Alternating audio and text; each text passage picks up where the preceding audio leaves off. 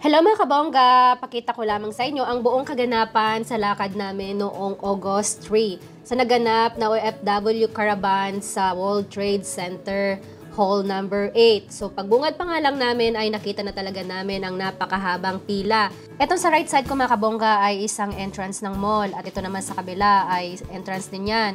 So lahat ay pumapasok, so hindi na namin alam kung saan kami mag-uumpisa ng pila. At syempre doon kami sa pinakadulo niyan, alas 7 po yan ng umaga mga kabongga. Ang suggestion nga ng aking habibi mga kabongga ay itry namin kahit 3 oras lamang dahil nandun na rin naman kami at nagpagod na kami ay ituloy na namin kung ano ba ang malalakad naming mga papeles. So fast forward na tayo mga kabongga, hindi ko na inano ang buong pila namin. Nandito na nga kami malapit sa may pinto at namigay sila ng palibreng bag. At syempre yung pipila pa natin kung ano nga ba ang lalakarin natin sa loob. Mga kabongga, syempre alam mo na kapag magantong lakaran ay lagi kaming ready. Dahil wala silang ballpen pang fill up sa mga to. Yung mga kabongga, meron silang food stub at may parapol ticket. So sana manalo tayo kahit nakalipas na. So hintay-hintay na lang po. So, syempre mga kabongga, dahil sa haba ng pinila namin, lahat kami ay natutuwa dahil malapit na kaming makapasok dito sa pintong pinagpipilahan namin.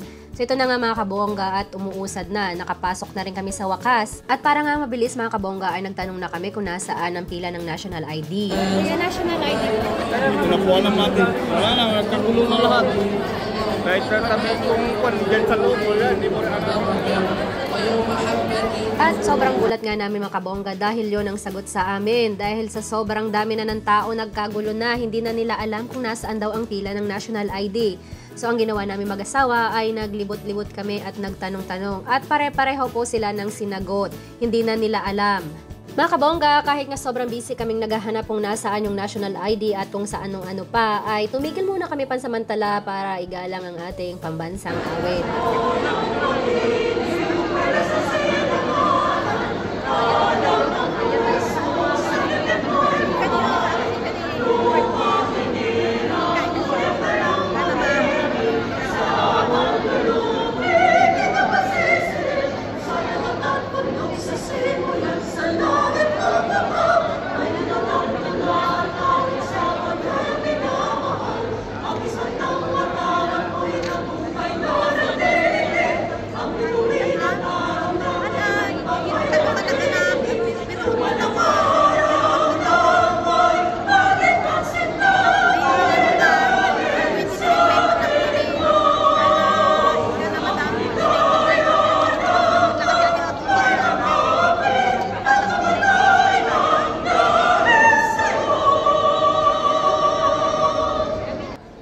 Kabongga, nahilo na talaga kami, kaya ito na lang ginawa namin.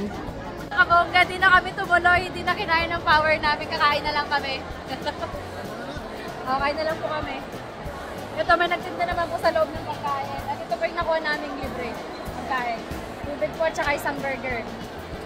So, kain na lang tayo mga kabongga.